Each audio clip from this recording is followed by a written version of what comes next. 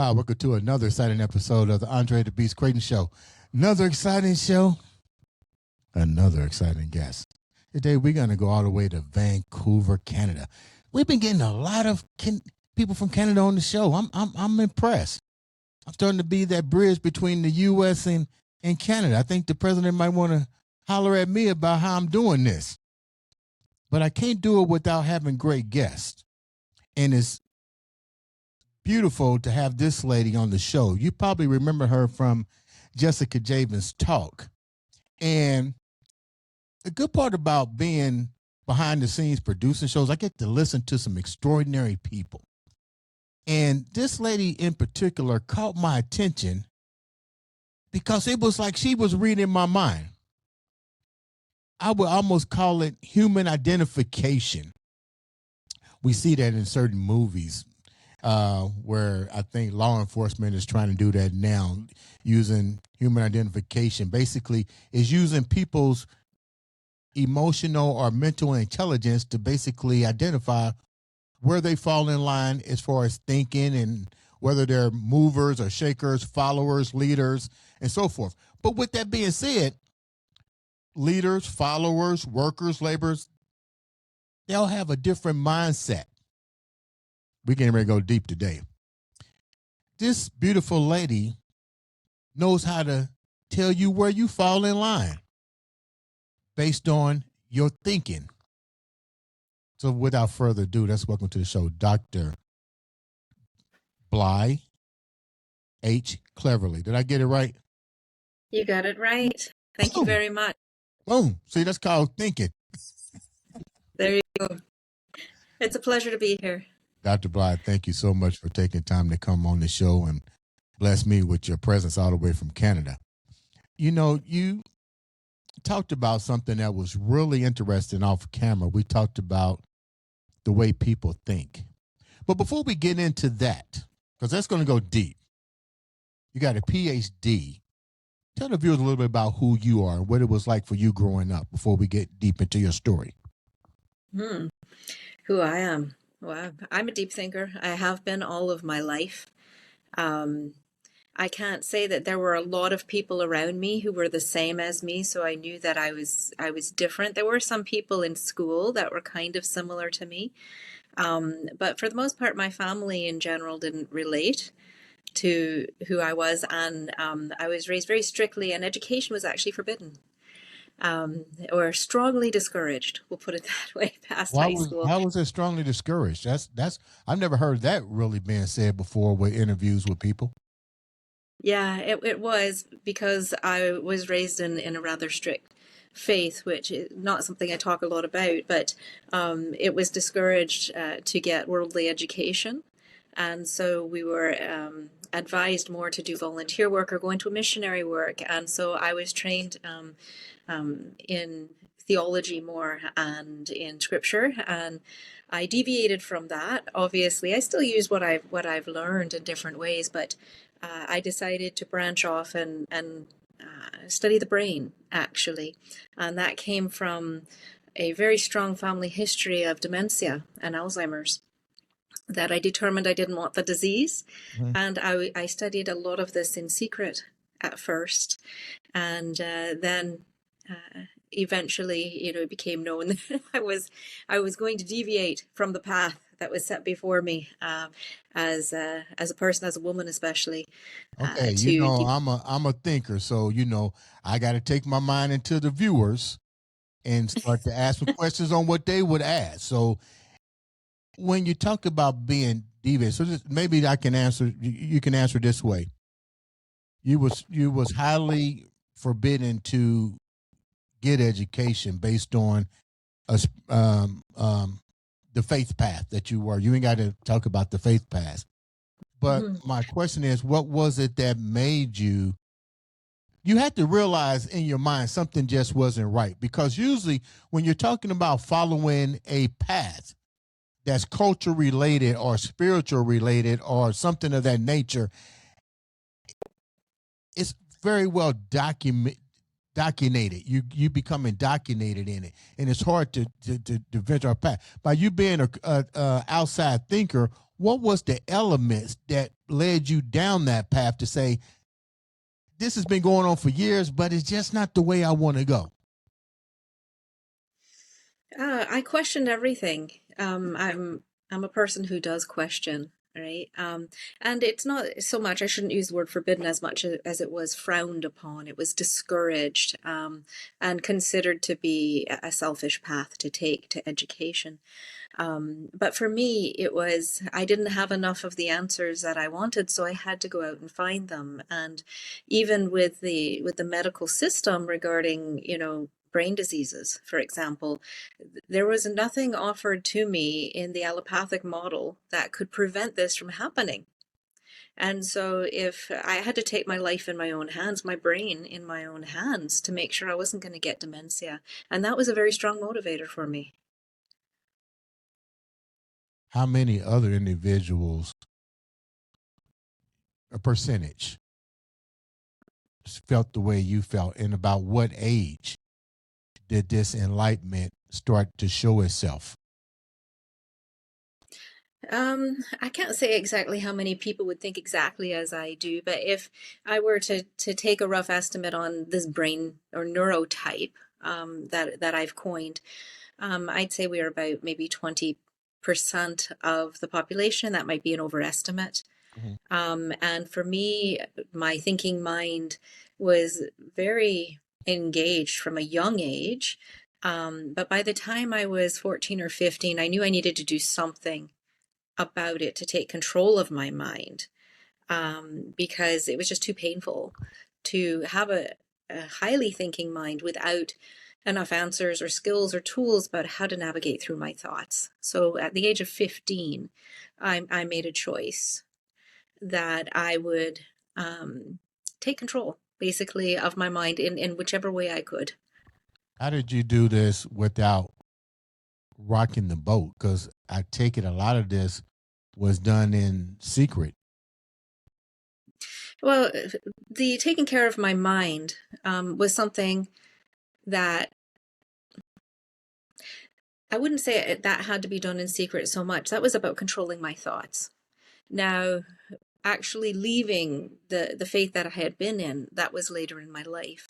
And yes, of course, it's going to rock the boat. You can't not rock the boat, but you can drift away from it. You can, there's different ways in which you can change your associations and your beliefs. And there's ways that are gentle, and there's ways that are not gentle, right? So I chose a gentle path, and I just kind of walked away from that.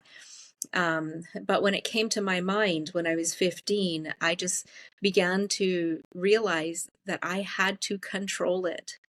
And that became the beginning of my path, my own thinker's revolution. Explain what thinker's revolution means. To me, the thinker's revolution, again, another thing that I've coined, the thinker's revolution is understanding that we shouldn't vilify thinking. It's not a bad thing, right? You say, oh, you're an overthinker, that's terrible. Those of us who think, and you'll relate to this, Andre, if you think, if I say to you, Andre, just stop thinking, that's not going to work, is it? It's not going to work. No, it's not. But for me, no. And that's what people say, oh, just lighten up and stop thinking. Just don't think about it. Just whatever. That's not the way things work. It's thinking is not the problem. I think that a lot of people could do more thinking, actually. What is the problem? Not thinking about constructive things that's going to enhance your humanity, do better for yourself, do better for others. Like what is the correct way that we should be thinking? And more importantly, why can't we think the way we need to think? Well, the issue is thinking in the wrong direction. So you can think in one of two directions, one that leads you towards what your goals are. And if anybody is asked, their goal is always happiness. Yeah. They may tell me a path to get there. Right. But so you've got that goal of going towards happiness, or you've got, going towards anxiety and regret and rumination, right? So one is more present moment. So happiness happens in the present moment, and regret happens in the past, and worry happens in the future. And so what direction are you going in? What timeline are you at right now?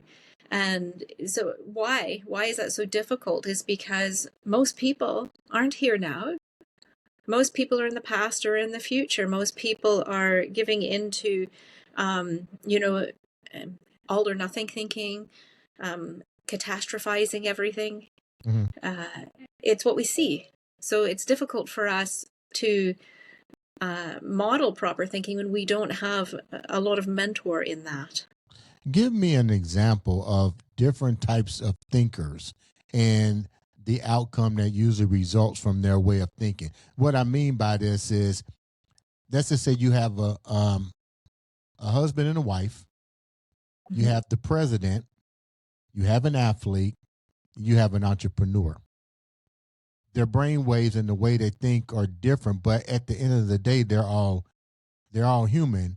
So what's the difference in the way in which all of these individuals think, and what is the common thread that they all have outside of just being connected brain wise and being a human? Mm.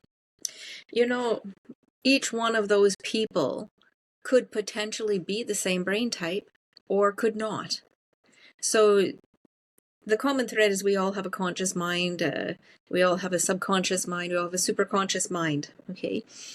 But how does our brain light up? Let's say if we're looking at a scan, how does our brain light up? That's going to be individual to each of us.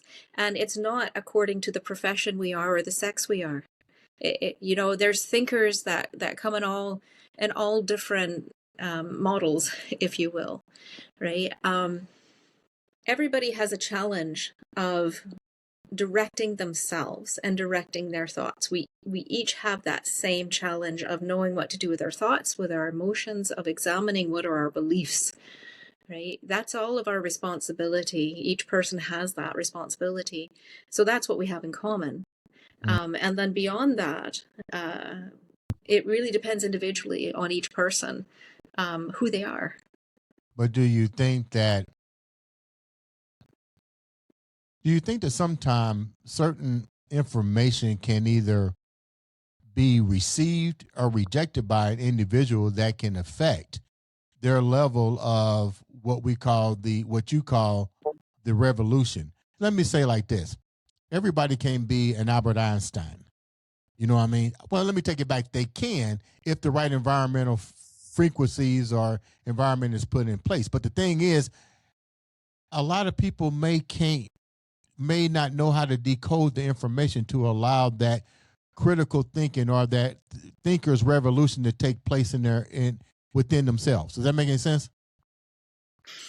One of the key components of being a critical thinker is being open-minded. So if a person is closed-minded, then they're not a critical thinker. So that's a huge distinction. So the critical thinker has a better advantage because they can understand and process information a lot more easier than the non-critical thinker. They're open to it. So each person has the ability to process information, but do they have the willingness to change their mind about it? What are So some? you can give Go ahead. Go ahead.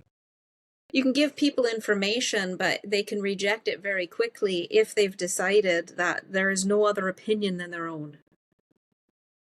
So what would that be called outside of not being able to think outside of the box? Is that a fear factor that was born within that person? Because It's a closed-mindedness. And it can change. It can absolutely change. A person can change this. So this is a distinction that I make with well, let's say determination. Okay. When somebody is called determined, that's a good quality. They're determined. But the other side of that coin, what I've realized is the other side of that coin is stubbornness. So you can be strong-headed and determined, and it means you're going to go towards your goal. You're going to run right towards that, and you're going to achieve things. You're going to be driven. A lot of people with this brain type are highly driven and determined and motivated. But if they don't have their thinking in the right direction and they become stubborn instead of determined, it's the same sort of energy, but one is for the highest good and the other is not for the highest good. And so a stubborn person will block themselves from the learning that they need. So not really being able to be open to accept criticism or information or all of the above. All the above, depending on the person. Yes. Who do you find that most common with when you're dealing with people? Do you find that more common with successful men, successful women, leaders, athletes? Where do you find the common thread there? With stubbornness versus determination? Yeah. You know, I'm happy to report that the people that I work with don't tend to be too stubborn. They tend to be more determined because they won't be drawn to me if they're very stubborn and they want to stay in the same spot that they are and not move forward. I get it. Then they won't be drawn. Yeah. Right. So my business is called Fork in the Road. And by the time that a person messages me, they're usually at a fork in the road in their life and they know something needs to change. There's some sort of pain that they're in, some transition that's happening in their world. You know, oftentimes they're workaholics, sometimes they're alcoholics, sometimes their relationships are ending, they're having an identity crisis, they've lost somebody that they love, or they're just, you know, uncertain about where they are in life, but they know that they can't stand still. So that person is not stubbornly trying to stand still. They're trying to move ahead and fix their world and feel better and get more clarity and peace of mind. What's the difference between a person that's at the fork in the road but don't realize they're at the fork in the road? Usually by the time you're at the fork in the road, you realize you're there. Now, when you're approaching it, you may be in denial and not realize it, but by the time you're there, it's like you can't keep going straight. It diverges. So you can pretend and you can stand still, or you can go back the way you came, right? Or try and continue down the same path you were. But most people, at least on some level, realize it. Let's talk about the critical thinkers. We was just talking about that with my professor, being able to think outside the box. And I found that the majority of people are not critical thinkers. And you've been in this field long enough. Is it because the indoctrination of belief, environment? What do you think some of the crippling factors are? You know, I think that it's both nature and nurture to some extent. So the brain that we're born with, the way that our brain is formed, for example, who we are meant to be, the personality that's there, but also the level of curiosity that's encouraged within us sometimes is helpful. But you know, you can see this, Andre, even across some species. When I talk about 20% of the population, you could see this even in fish. And it's kind of interesting in fish, in a school of fish, that some people like, and now we're getting into the profile of what I call the HSP, the highly sensitive brain. I think it should be called highly perceptive personally. So when it says sensitive, it's actually not necessarily emotionally sensitive, but sensitive to the environment. That's their external and internal. But with fish, let's say they studied a school of fish, and about 20% of them acted different than the rest. So let's say they put them in an environment they're normally in, and then they put a net in that environment that was not normally there. Most of the fish rush into the net, but 20% fall back and notice, and they don't, because they're observant and they're analytical to some extent, and they preserve themselves. They don't get caught 20% because they're the ones that are seeing that there's a difference in their environment. So they're more sensitive to the environment. And that's the way that some people are. So why those numbers, I don't know. But I can tell you that it's across species. I love fish aquariums. I never really did that analogy. Uh, Mhm. let's go here for a minute. You went back and said you talked about Alzheimer's and dementia. With your studies, what have you come up with to find to be some of the hidden factors that maybe we need to work with our brain to maybe minimize falling into Mhm. that trap, or uh, having it surface quicker than what it should be? Yes. So diet plays a huge role, right? So the brain is 60% dry weight fat, and that fat needs to be replenished. So there's a thought that most people don't realize, is that you need to feed your brain, and your brain needs more fats. Now, if people aren't eating healthy fats, it will substitute subpar fats, and those fats, from what we call bad fats, and from fast food, let's say, will fight for those receptor sites in the brain with healthy fats like avocado, for example, or coconut oil, olive oil, that type of thing. And so they'll compete with each other. And so the quality of your brain is going to be the quality of the fats that you eat. Now, most people don't realize that. And then consider, what things help fat and what things do not help fat. So a lot of people like to drink on the weekends, for example, and alcohol is a solvent. And what does a solvent do to fat? It melts it. So you actually begin to melt the lipid bilayer of your brain when you're drinking. And that's how come you act different. It's changing your brain chemistry. It's actually damaging the brain. The same thing with certain excitotoxins like aspartame or MSG. Those things are not good, not healthy for the brain, right? But beyond those things, we can detect trauma in the brain, and how your mindset is, and how you overcome things or you don't overcome them, is one thing that affects.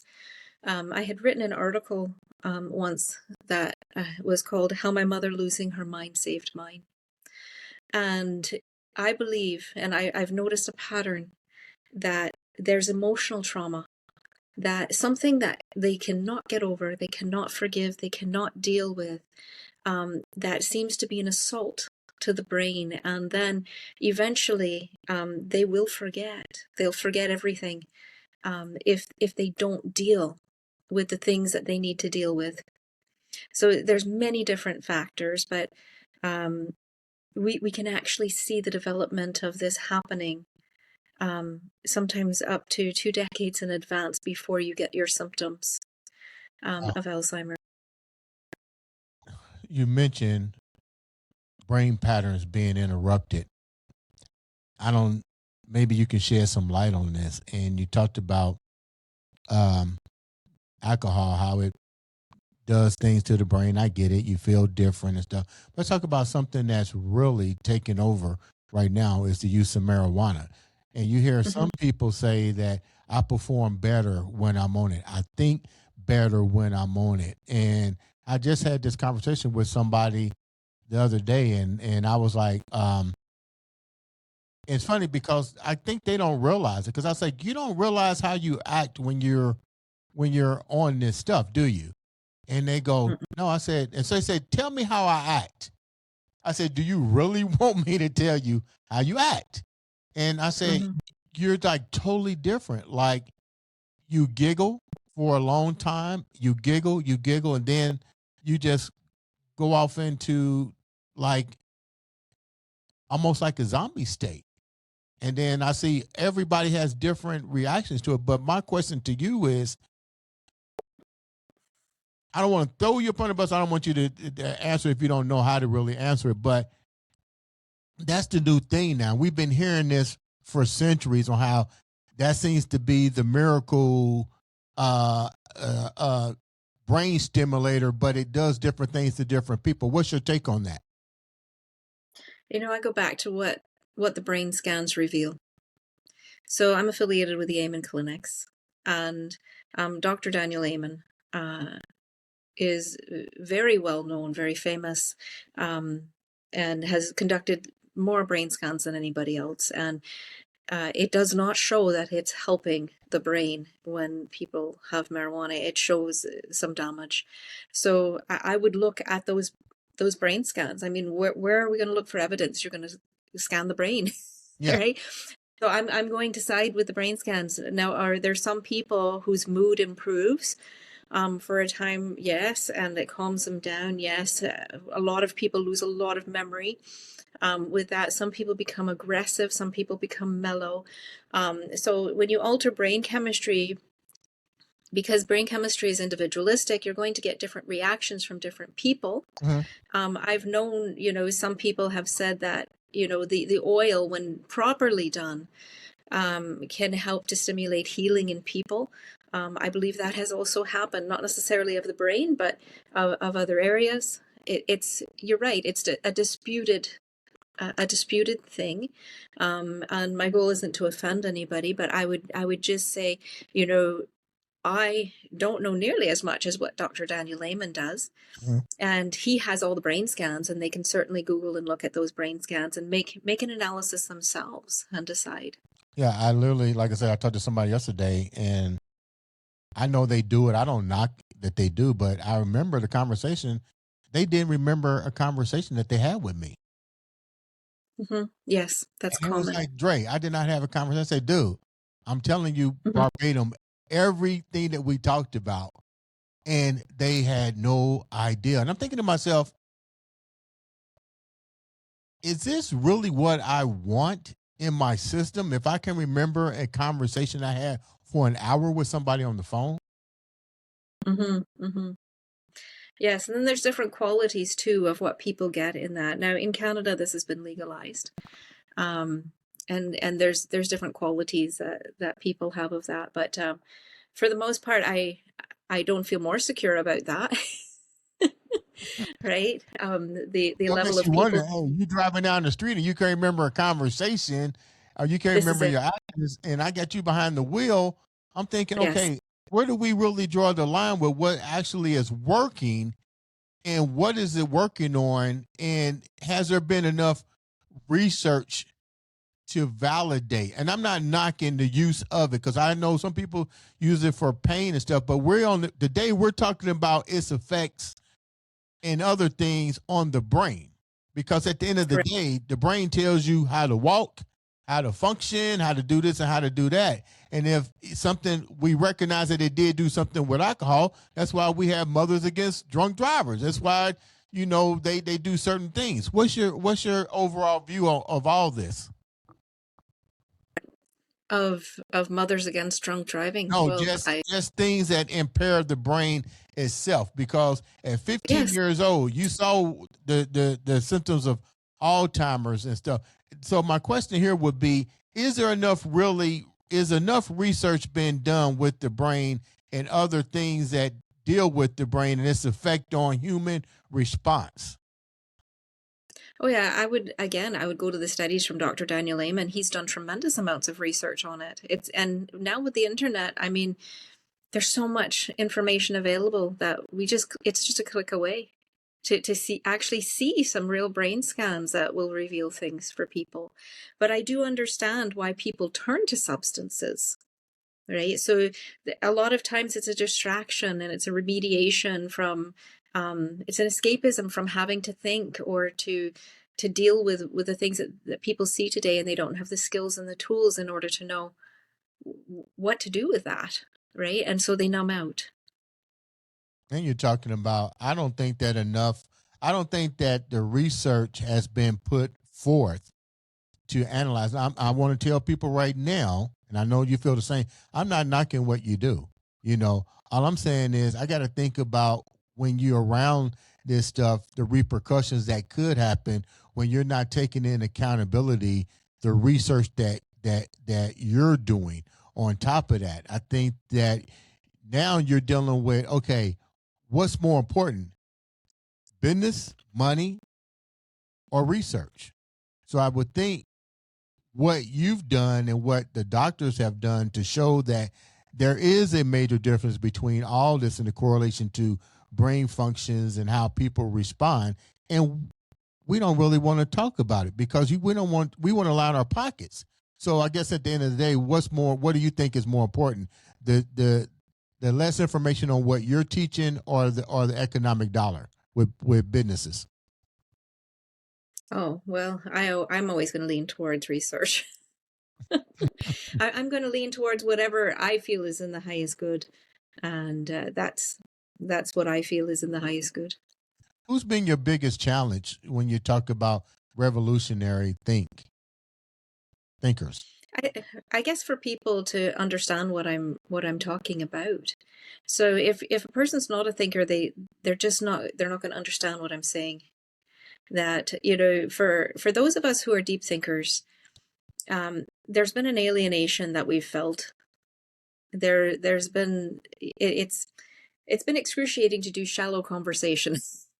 Yeah. and and to, there's a social disadvantage to that, and but also we don't have a community of people that we can claim this is our community. Where do you go and find other deep thinkers, right? So for a lot of people, they don't have those deep conversations with others, and they're really needed. They need that. So I give the illustration of people who are empathic, right, who are the deep feelers of the world. Mm-hmm. They found their tribe or their community when some thought leaders basically said, hey, these people exist. Mm-hmm. And then they could find each other. They formed a community, and they realized, I'm not the only person, I'm not crazy.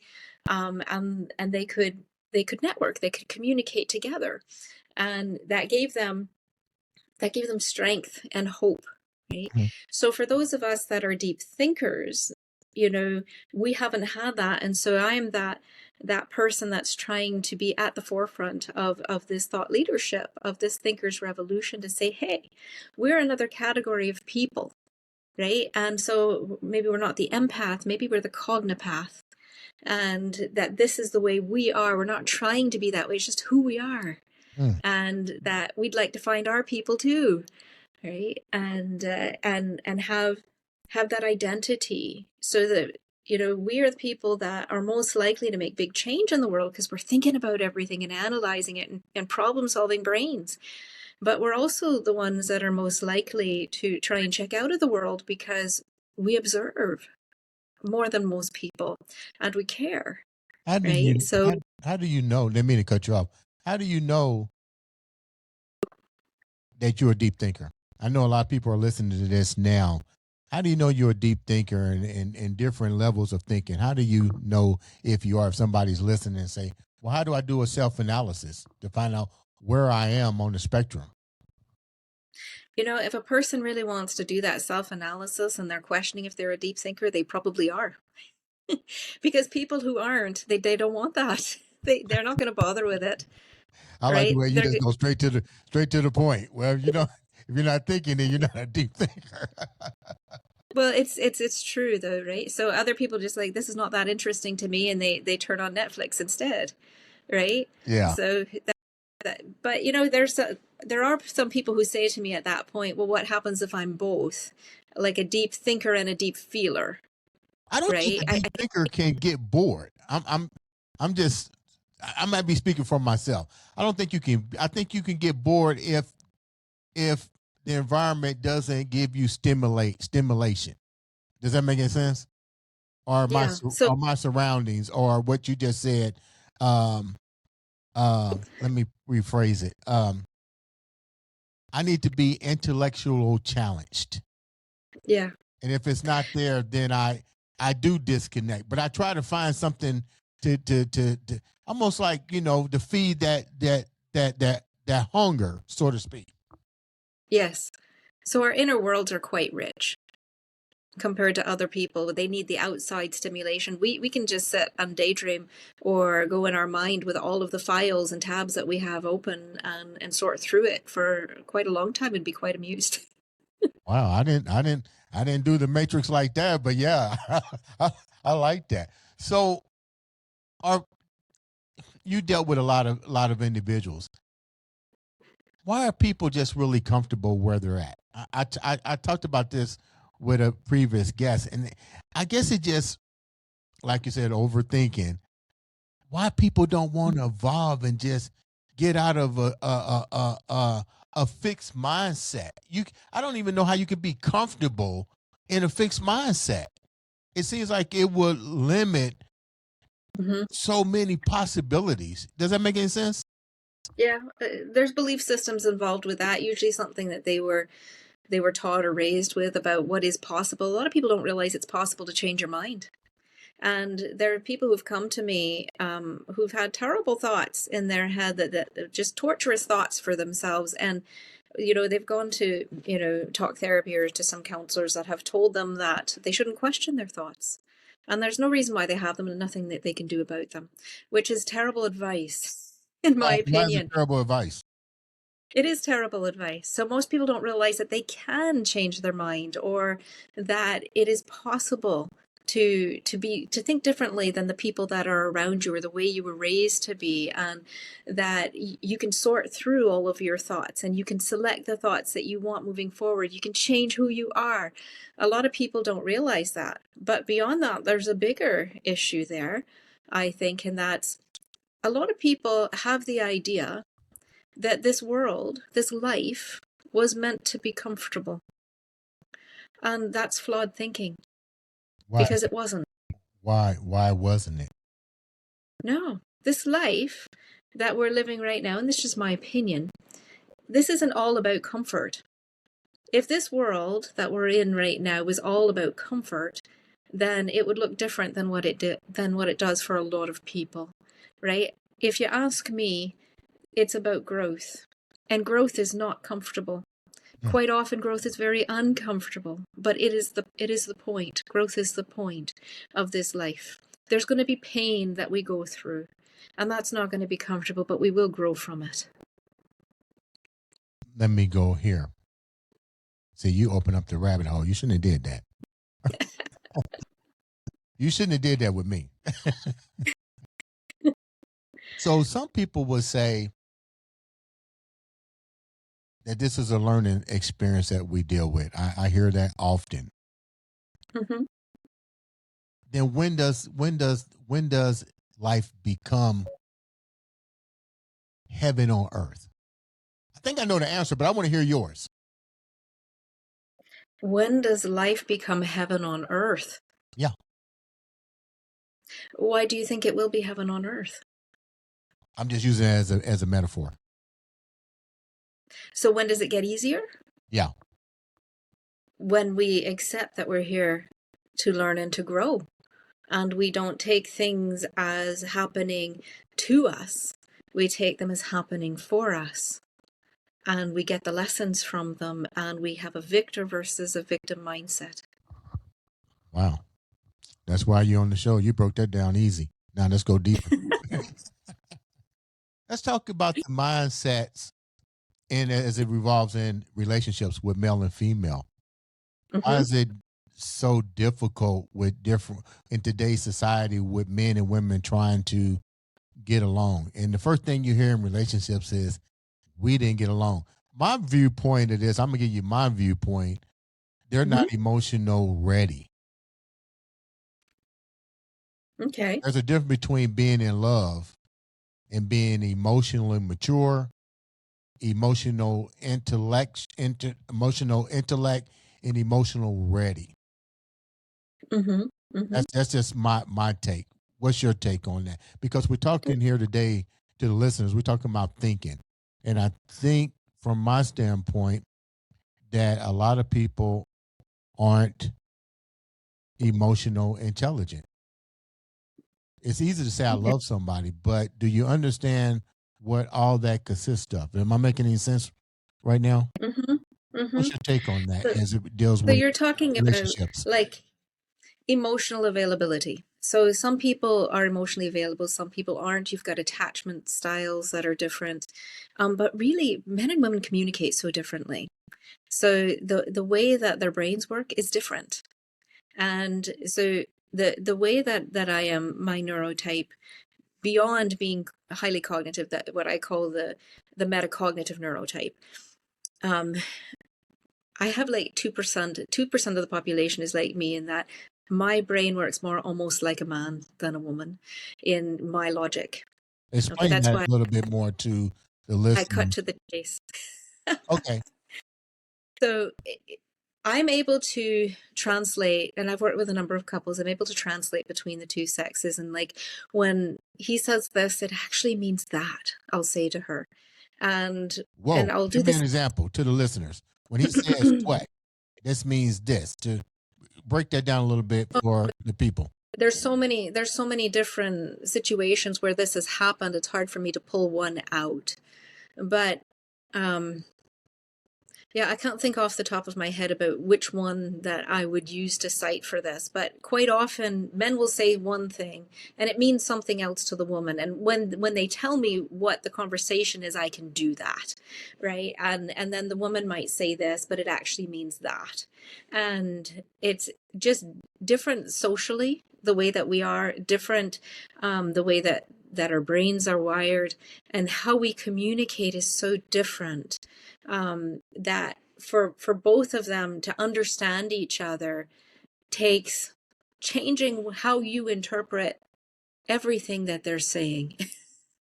So I guess the most common thing is when a woman says fine, you know it's not fine, right? You know that. Mhm.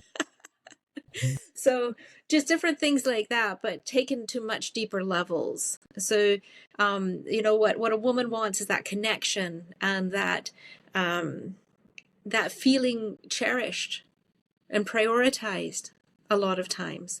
And a man thinks he's doing that by perhaps going out to work and bringing in money, and he's being the provider and protector, which is lovely if he's able to do that. But for her, like, her emotional needs are different, right? So it's about a presence that's there, and a man really wants to know that he's understood, but he's appreciated and he's needed.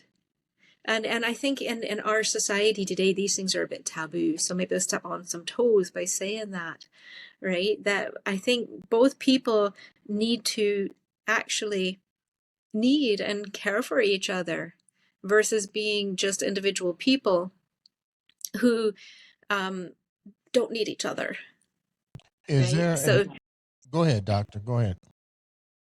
yeah, I think there's a lot of mixed psychology here with the generations and how things are proceeding ahead, and even the sexes are confused these days. So it's hard to comment on that, but in general, you have to, when you talked about being well matched, you have to be matched in emotionally, and you do have to be matched mentally, especially for this brain type. We, for the most part, we are what I call sapiosexual.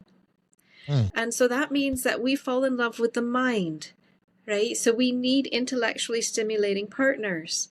And so if a person can't talk with us on our level, then it's going to be harder to keep that spark alive Mm. because it's a basic need. Some people will say that they are that, but technically they're not. So how do you know if you have that type? If you're that type?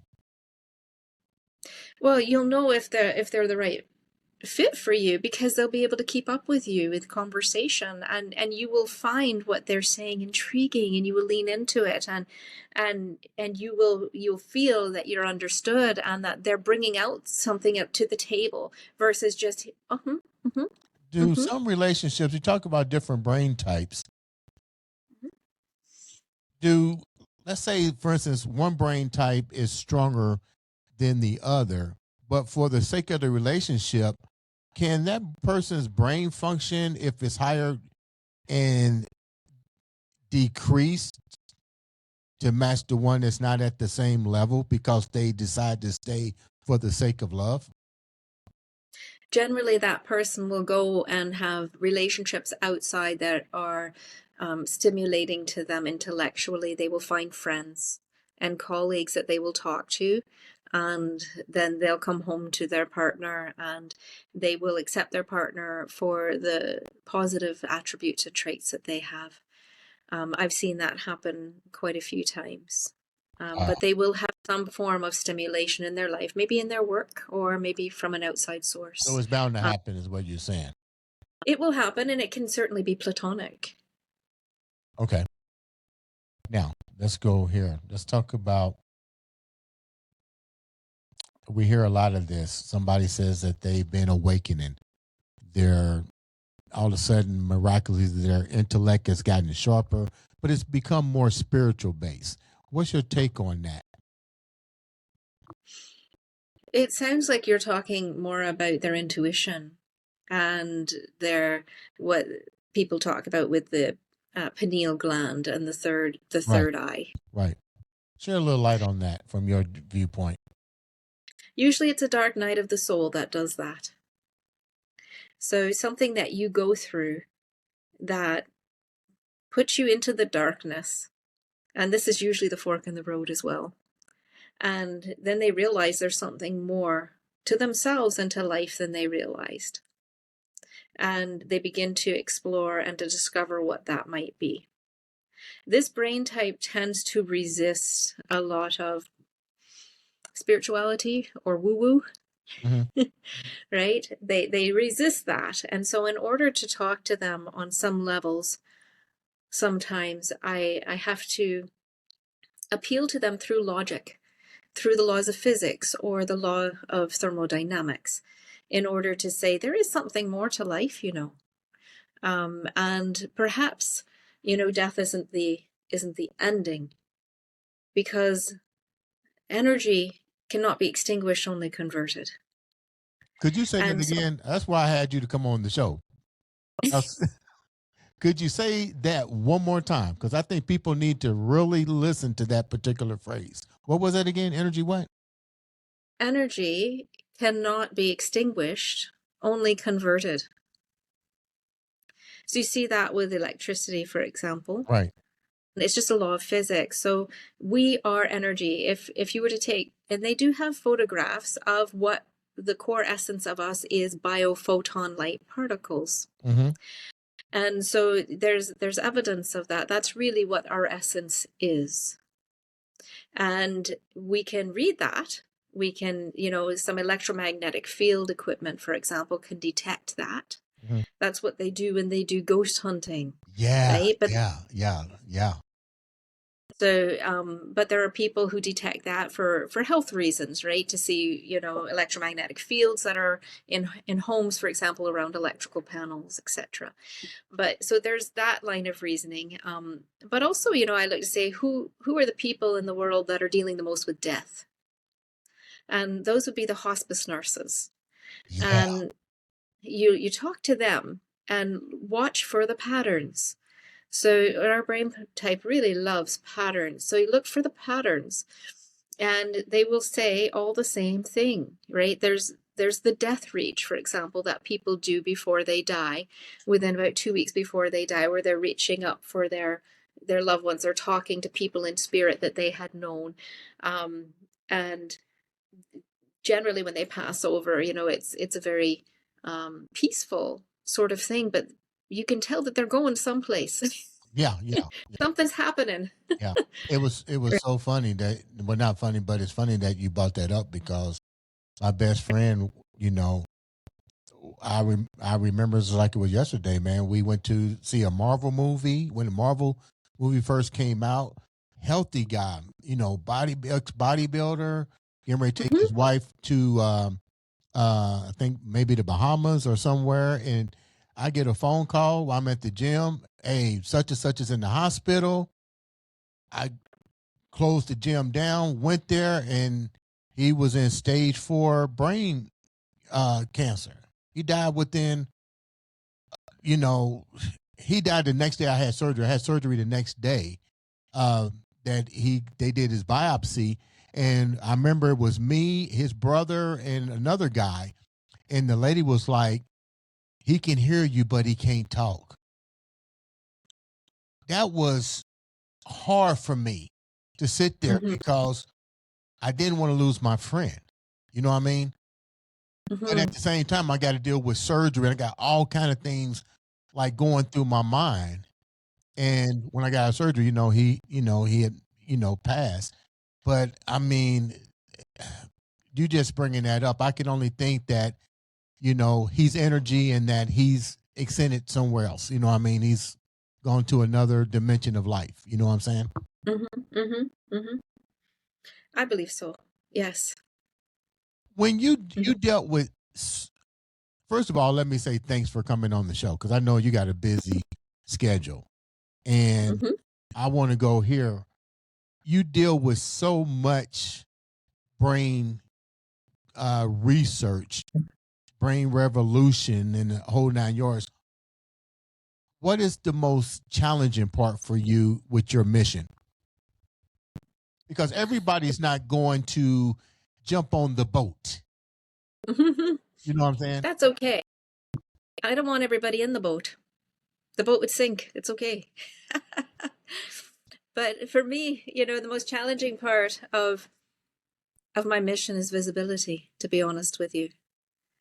So I guess it's getting the message out there that people don't know about it, right? So um I can't help people if they don't know who I am. That's the most challenging part. You mentioned something earlier about changing the mindset. And I say this when people say, well, what's the beast mindset? The beast mindset is the new evolution of thinking. It's Hmm. letting yourself know you can do whatever you want to do. Are you going to have stumbling blocks? Hell yeah. But you know what? You can go under, you can go over, you can go to the right, you can go to the left, or you can just kick the fucker out of the way and keep moving. That's that beast mindset. You talked about changing the mind. I remember, and I'm pretty sure you do too, that theory has to be somewhat validated way back in the day. Because I remember when they had in what's called asylums, where they used to put people, murderers, and they used to try to shock them into thinking a certain type of way. They was even doing this in medieval times. So it shows you the power that of the brain that people knew about centuries ago. What's your take? Electrical shock therapy. I would prefer not to have it personally. Yeah. But I people have realized that the way people think is directly connected with the way that they act. But I think we've come a long way from where things were, centuries ago. The fact that we can actually scan a brain is amazing. The any specialist that you go to, if you break your foot, they're going to scan your foot, right? They're going to take an x-ray and say, Mhm. let's see what's going on, take your boot off, right? And if you go and you say, yeah, it hurts really bad, and they say, no, I don't take your boot off, I don't need to see it, I'm just going to guess what's going on with you, you'd be like, I'll go see another doctor, thanks. Mhm. But when it's your brain, right, don't you think it's even more important to have an image of that, Yeah. right? So it's like you can have a cavity in your brain, like you can have a cavity in your teeth, right? So why wouldn't you have an X-ray of that? And so yeah, brain scans. I do advocate for that sort of thing, not because I get any pushback from that, but because I had my own brain scanned, and I do see value in it. Why did you do a brain scan for yourself? I'm curious. I did it to be sure that I wasn't going to get that disease in my family, right? It was like the sword of Damocles over my head. And so I determined that I would have a brain scan to see. I also had some concussions in my life Yeah. and some trauma, and I wanted to see how my brain was doing and if I had actually done the work to heal it, and I had. And so they could see where there was trauma. They could see where it shows up as shadow on the brain, but it had now been filled in. Would you So, recommend people getting a brain scan? It's funny that you said that because I told my doctor I want to get a scan and told him why. He kind of like Andre, you're not ready for that right now. How do you know when you're really ready to go to that next level? And the reason why was because my dad was in the early stages of dementia and Alzheimer's. I said, "Hey, man, I need to, get that thing." But he was like, Dre, you're always using your brain. Is using your brain a good sign that you may minimize your chances of Mhm. of getting that? Um because I kind of wondered, I'm like you, I'm always thinking. They result Yes. when you have that, you resort back to your childhood kind of behavior. So I'm thinking to myself, what if you just keep elevating your mind with information? Would this somehow increase the brain's capacity for information and growth versus it uh, not going back to those, resulting in dementia and Alzheimer's and going back to that childhood state? What's your take on that? It's protective in order to be, learning new things. You're creating new connections all the time when you're learning new things, right? And in particular, things that associate learning with movement. So, learning dance routines or things that associate with language, like difficult tasks like that, or mathematics. So, different areas of the brain, right? But it's not a guarantee. There are brain surgeons who end up with Alzheimer's. So you can do it, and it's good to do it, and it's good to do it for your own growth as well. But it depends on what's actually happening, and there's certain different types of degenerative brain diseases, right? So if you've got the plaques, that's going to be different, versus if you have frontal lobe dementia, Right. for example, right? But process through your stuff, eat healthy, oxygenate, breathe deeply, and the brain is a muscle, right? So it's like you can exercise your brain, right? You can make new connections. It's different, of course, than other muscle tissue, but like you're building connections in the brain, dendrites in the brain when you're learning things. What do you think is the connection? Have you done any research on the connection between DNA, what they consider junk DNA, and DNA relativity to brain growth and brain development? I have not researched that, no. That's a new one. We have to dig into that. Have you back on the show and see what's going on. Is there a connection between that junk DNA and our actual brain? Like maybe we missed some. Maybe me and you'll be the first to discover what's really going on with all that. Yeah, who knows? Take our brain to the next level. You know what I'm saying? Hmm. So what's next? What's next for you, doctor? What's next for you? I'm involved in helping to co-author two different books. One of them is actually with Jessica, who you know, and Will Lu Kang. That's the Future Ready Performance Playbook. And so that is more for people who are in corporate and about human dynamics and AI in the modern world. And then the other one is Business Life in the Universe. And that's actually being, Lisa Nichols is actually writing part of the excerpt for that as well. So lots of stories in those two books, which is kind of neat. Mhm. I've developed a few assessments, and I'm looking forward to doing more speaking and teaching. So what's the purpose of this book, and who is it supposed to resonate to?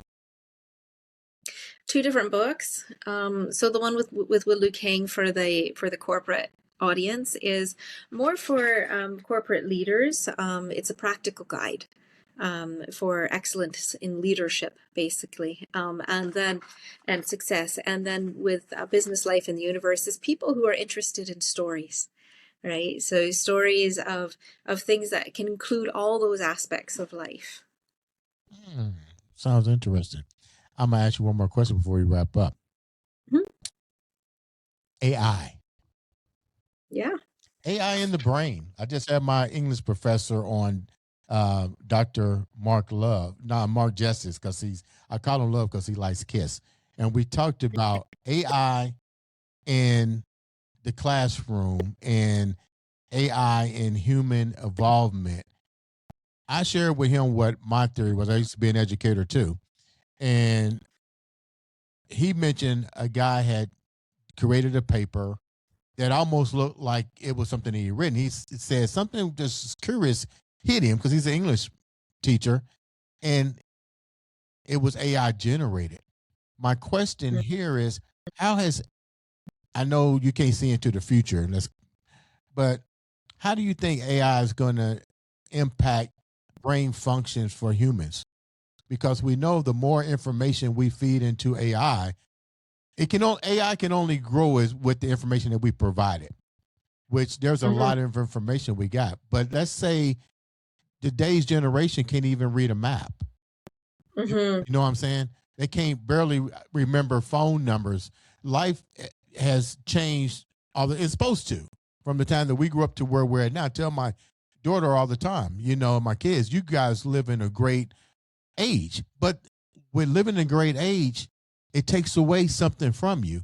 And AI has taken away their ability to do the work for them. How do you think that's going to transpire with brain activities and brain growth and development for humans?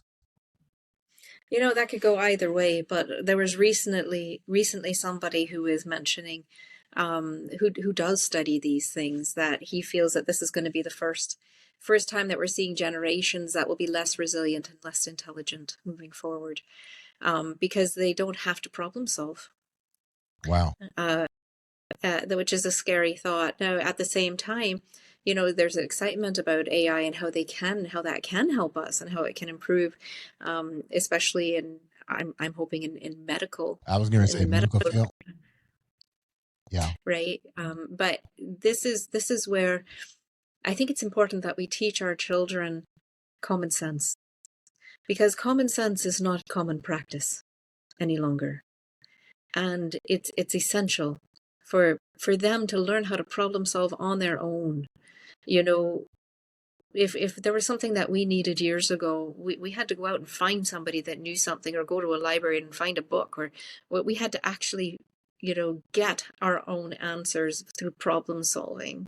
Yeah, but today's generation be like, that was back in your time. We don't have to do that now. Well, let's just hope then that the power never goes out. I like the way you said that. Doctor, thank you so much for taking time to come on the show. How can the viewers reach out to you, support you, and know more about your revolutionary thinking? Well, my website is drcleverly.com. They can find me there. They can find me on LinkedIn or Facebook, Blythe H. Cleverly. And they can send me an email, is probably the very best way. And that's info@drcleverly.com. And thank you so much, Andre. It's been a pleasure. No, we're going to have you back. I'm a deeper. I'm a hybrid thinker. You're a critical thinker, yes. I'm a different type. I'm a different type of beast than what you're used to. There you go. I gotta have you come back. Ladies and gentlemen, make sure you subscribe, like, share, follow, click that button. Sometimes all it takes is a click of a button to make a difference in your life or change somebody else's life. This has been another exciting episode of the Andre the Beast Creighton Show.